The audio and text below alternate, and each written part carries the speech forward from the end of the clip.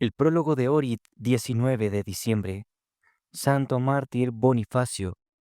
El martirio por Cristo hace de un pecador un santo. El ejemplo de San Bonifacio es muestra de esto.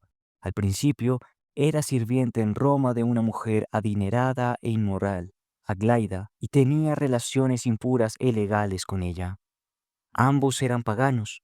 Una vez, Aglaida deseó tener las reliquias de un mártir en su casa como amuleto para protegerse contra el mal, por lo que envió a su sirviente a Asia para encontrar y comprar lo que deseaba. Bonifacio se llevó varios esclavos y una gran cantidad de dinero. Antes de separarse de Aglaida, él le dijo, entre comillas, si no puedes encontrar un mártir, sino que te devuelvan mi cuerpo martirizado por Cristo, ¿lo recibirías con honor, mi señora? Aglaída se rió y lo llamó borracho y pecador, y luego se separaron.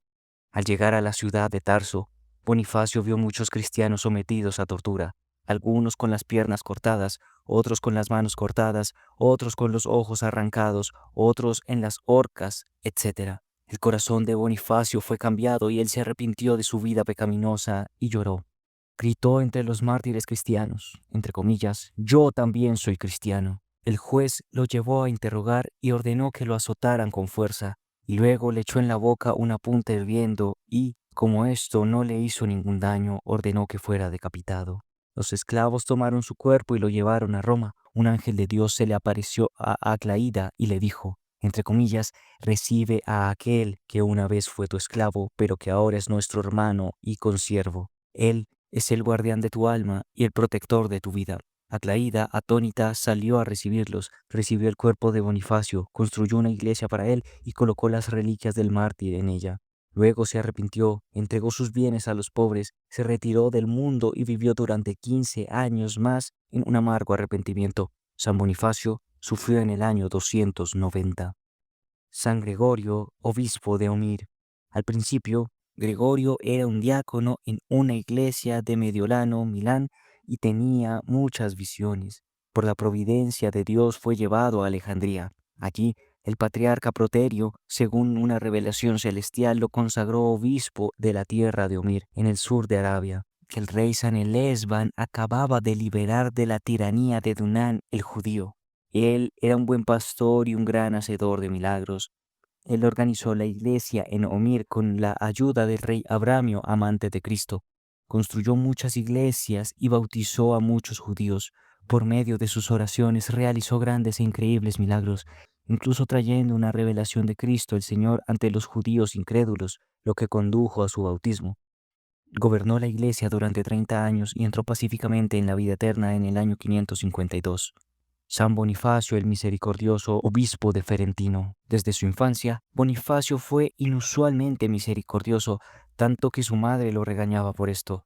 Sin embargo, ayudado por la oración, Bonifacio recibió 100 veces más la gracia del Señor. Murió pacíficamente en Italia en el siglo VI. Venerable Elías de Murón. Elías era un monje del monasterio de las Cuevas de Kiev. Murió en el año 1188 y sus reliquias incorruptas son milagrosas. Incluso hasta ahora 3 dedos de su mano estrecha permanecen juntos para orar, mostrando que murió en oración. Esto es un reproche para aquellos que no hacen la señal de la cruz con 3 dedos. Reflexión. ¿Puede la fe mover montañas? Mateo, capítulo 17, versículo 20. Sin lugar a dudas, puede y puede hacer aún más que eso. Por la fe, Dios mismo puede ser movido a la misericordia hacia nosotros los pecadores. En la ciudad de Omir Safar, la mayoría de los habitantes eran judíos. San Gregorio se esforzó por convertirlos al cristianismo. Entonces los judíos sugirieron a San Gregorio y al rey Abramio que deberían tener un debate sobre la fe con la seguridad de que ellos, los judíos, eran derrotados. Entonces todos ellos entrarían a la fe cristiana.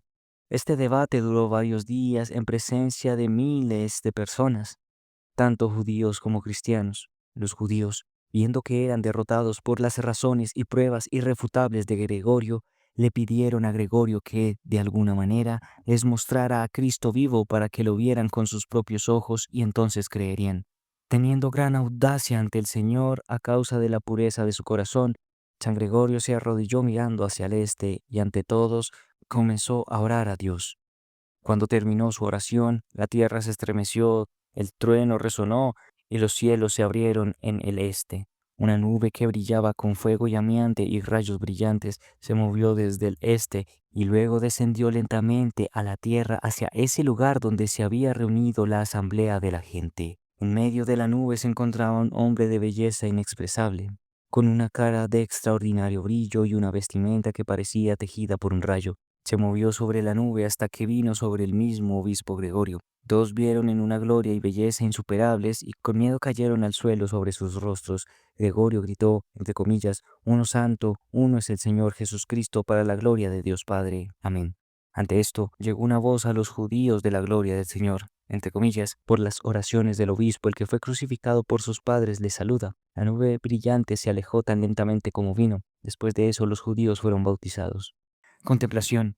Contemplar la humildad de Moisés ante Dios. Primero, cómo Moisés enfatizó a Dios siempre y nunca a sí mismo. Segundo, cómo buscó toda la fuerza para todo bien y la ayuda de Dios solamente y no de nadie más. Tercero, cómo en todo trabajo humildemente recurrió a Dios en busca de ayuda y liderazgo. Sermón sobre Samuel. Este es el niño que pedía y el Señor me ha concedido la petición que le hice. Ahora se lo entrego al Señor para que sea suyo de por vida. Primera de Samuel, capítulo 1, versículos 27 y 28. Pedido y dedicado a Dios, Samuel era un profeta y un líder del pueblo de Israel. La bendita Ana, su madre, al no tener hijos, le suplicó a Dios con lágrimas y sacrificios. Ella le dio su única y mayor bendición, estar al servicio del Señor desde su infancia. Una madre sabia no considera a sus hijos como propios, sino más bien como de Dios. Son los dos de Dios cuando Dios los da y cuando los toma, pero en su mayoría son de Dios cuando una madre misma los dedica a Él. El regalo de Dios es devuelto a Él como un obsequio recíproco. Ya no tenemos nada propio que darle a Él, sino solo lo que recibimos de Él. El joven Samuel vivió en el templo entre los inicuos hijos de Elí, el sumo sacerdote, y no se corrompió. El Señor no se revelaría a los ancianos pecadores, sino que se le apareció a este niño puro, porque Samuel hizo la voluntad de Dios y no dejó que ninguna de sus palabras cayera al suelo. Primera de Samuel capítulo 3 versículo 19. Samuel fue juez del pueblo de Israel desde su juventud hasta su vejez, y no cometió ningún error ni ante Dios ni ante el pueblo.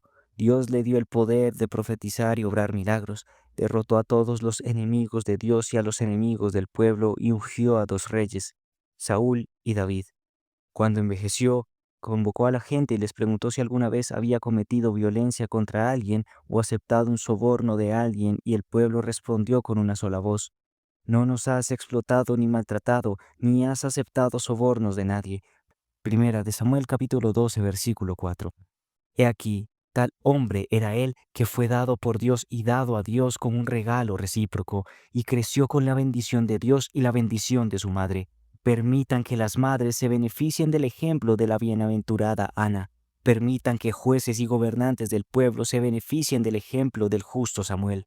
Oh Santo, Santísimo Señor, afable y sobreafable, abre nuestras almas para ver tu santidad y tu bondad, para que podamos arrepentirnos de nuestros males. A ti la gloria y el agradecimiento por los siglos de los siglos. Amén.